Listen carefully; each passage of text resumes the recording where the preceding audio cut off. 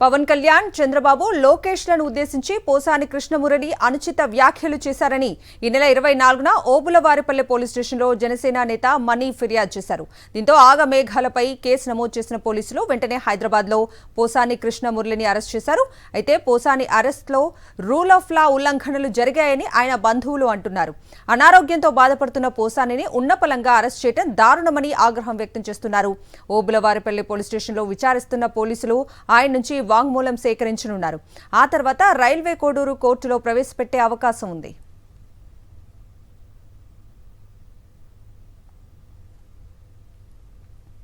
పోసాని కృష్ణమురళి అరెస్టును తీవ్రంగా ఖండించారు వైఎస్ఆర్సీపీ నేతలు.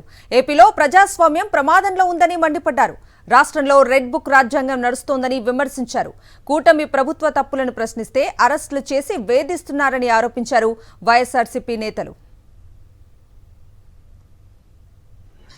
రాష్ట్ర వ్యాప్తంగా చంద్రబాబు నాయుడు గారి యొక్క ప్రభుత్వంలో కక్షలు, కార్పణ్యాలు, ద్వేషాలు, దాడులు, అఘాయిత్యాలు, అమానుషాలు తప్ప ప్రజలను కాపాడుకుందాం, ప్రజలకు మేలు చేద్దాం అనే ఆలోచనే లేదు. ఎంత దారుణం అంటే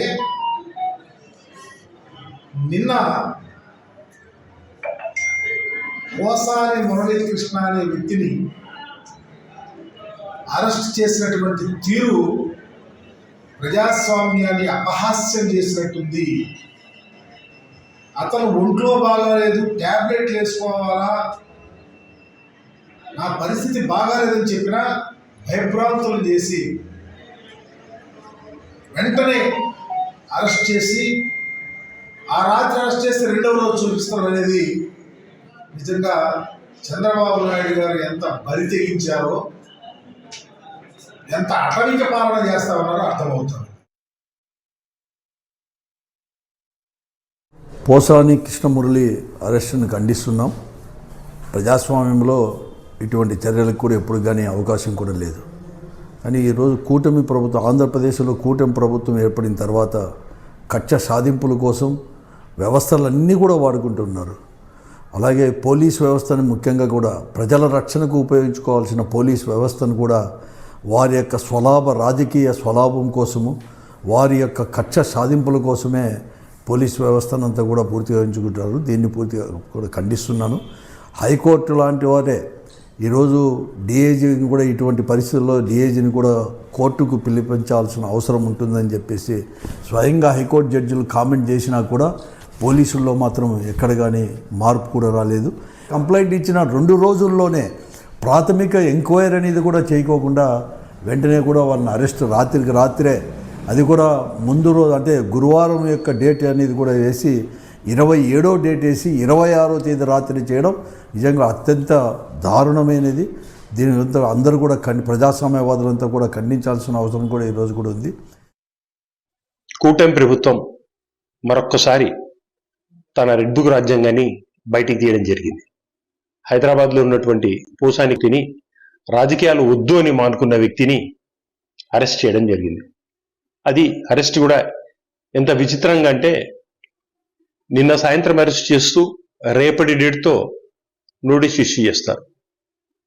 ప్రజాస్వామ్యంలో ప్రజాస్వామ్యాన్ని అపహాస్యం చేశారంగా మీరు ఏ రకంగా వాడుకుంటామన్నారు దానికి ఆ ఒక్క చిన్న ఇన్సిడెంటే ఉదాహరణ. ఏమి మీ విధానం? ప్రజల గొంతు నొక్కితే మీరు సక్సెస్ అవుతా అనుకుంటా ఉన్నారా? ఈ రెడ్ బుక్ రాజ్యాంగం ఎంత దూరం పెడతా ఉన్నారు మీరు ఈ రకంగా చేసుకుంటా పోతే భయపడే వ్యక్తి ఎవ్వడూ లేడు.